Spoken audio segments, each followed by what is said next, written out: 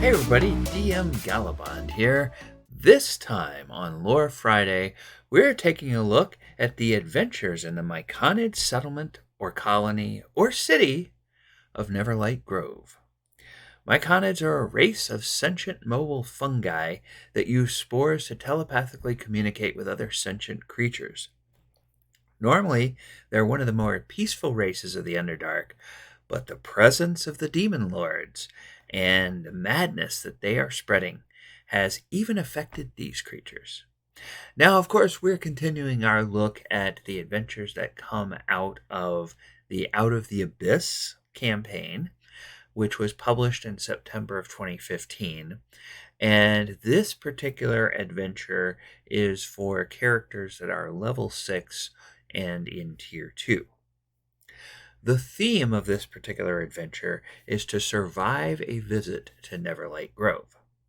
The setting is the once peaceful and usually restful community of Myconids called Neverlight Grove, where the party finds strange influences at work and growing strife among the Myconid fungi folk. The hook for this particular adventure is if the party has one of several NPCs with them from earlier chapters, they may be guided to Neverlight Grove. Alternately, if they follow one of the major waterways that flow through the grove, they may find their way here just by following that watercourse. 2 sovereigns reign in Neverlight Grove. Usually, a Myconid grove only has one sovereign. But in Neverlight Grove, it's so large that these 2 sovereigns have always reigned harmoniously. However, recently one of the sovereigns has fallen under the sway of one of the demon lords that has been set loose in the Underdark, and all of Neverlight Grove could be swallowed up by the madness affecting this particular leader. Now, while Neverlight Grove has a defined space on the campaign map, areas within several days' travel of the grove are influenced by it, and the region has its own set of random encounters, which include patches of fungi that offer special discoveries the party can make that provide information or help with their survival in the alien landscape of the inhospitable Underdark.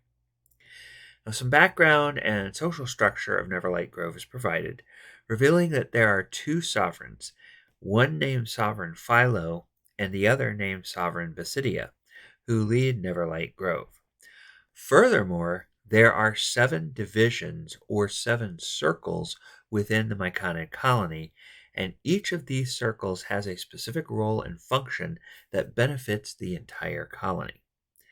Now, there is a way of communicating through spores that myconids do with each other every day, and this is called melding, which is a period of telepathic bonding, and it's very important to the daily life of myconids in any grove, but especially here in Neverlight Grove.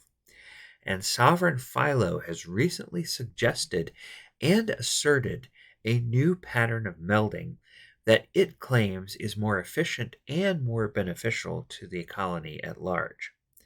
Now, Sovereign Basidia has seen no sign of this and is also skeptical of its counterpart's claims that a time of great joy is coming to Neverlight Grove very soon, and that some changes, including the rising of 2 new circles, the Inner Circle and the Circle of Masters, seems concerning to Sovereign Basidia.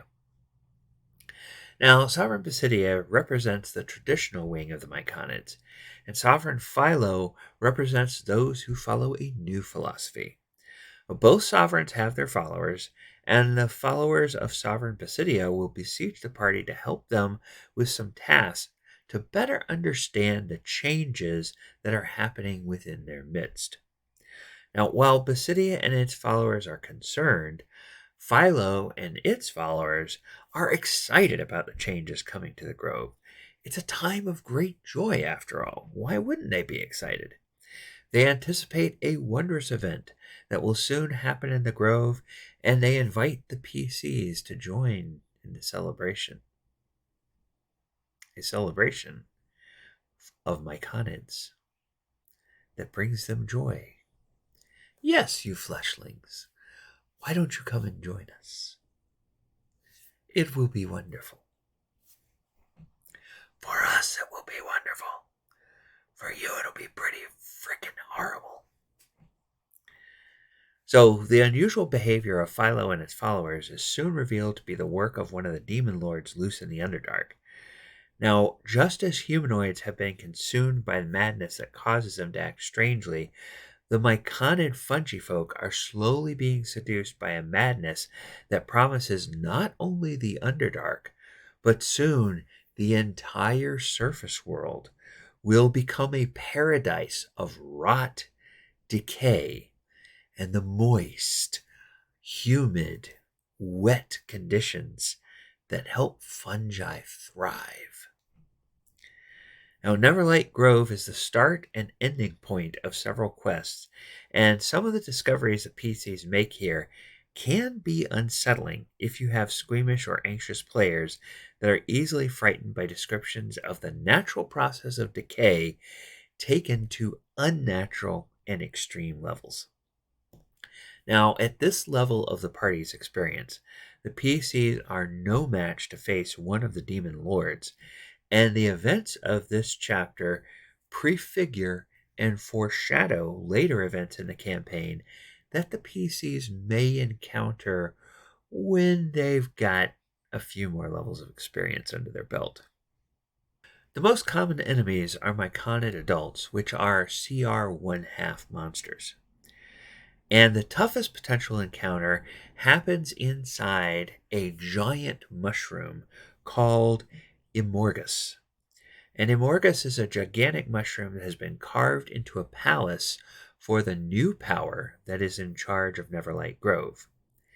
And if the party venture into this Immorgus, they may encounter 12 bridesmaids of Zugtmoy, which are CR 1/8 creatures, that accompany Zugtmoy herself. And Zugtmoy is a CR 23 demon lord. So the special creatures or items that you'll find in this particular adventure include a number of spore servants that are devolved from all sorts of different humanoid races. And spore servants are mutated creatures that have been corrupted and defiled by the fungal spores of the demon queen of fungi that have been transmitted by the Myconids that have been seduced along with Sovereign Philo. There are even Myconids who have undergone hideous demonic transformations because of the corrupting influence of Zugtmoy's spores and her prolonged presence in this place. And there are also a few magical items that the party may find here. Now, some of these are received as rewards for helping Sovereign Basidia learn what is corrupting the Myconids of Neverlight. Other magic items are discovered as treasure in various locations after some of the most disgusting encounters that have ever been published in official 5e sourcebooks. So now my favorite element of this particular adventure is the progress of the physical corruption caused by the presence of Zugtmoy in Neverlight Grove. The Demon Queen unleashes a sort of living rot that affects the minds and the bodies of all creatures, and it can be a great template for the progress and resulting horror of any kind of disease, natural or magical, that you might want to unleash and inflict on some part of your own homebrew campaign setting. Now, some of the descriptions of creatures most critically affected by this spreading rot are positively ghoulish.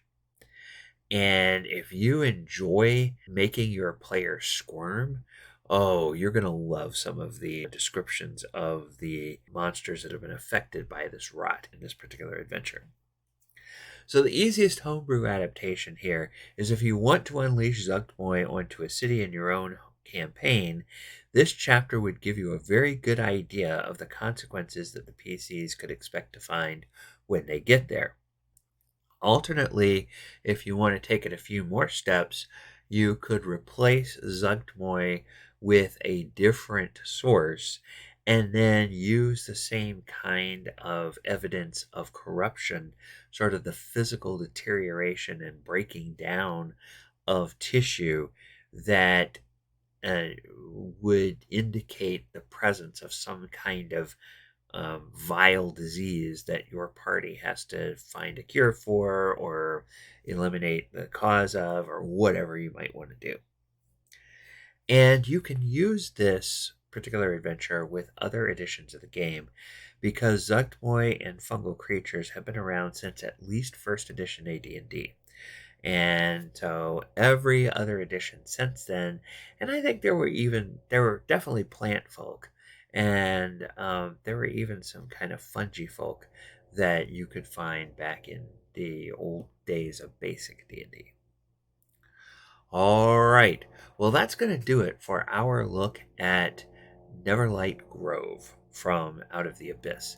If you've been watching this far, please take a moment to subscribe to the channel, like the video, share the video, and click the post notification bell so that you get notified every time new content drops. And next time when we come back, we're going to be taking a look at Blingdenstone, which is the home of the Svervniflin. All right, everybody, take care, have a wonderful week, and we'll see you next time. Good night.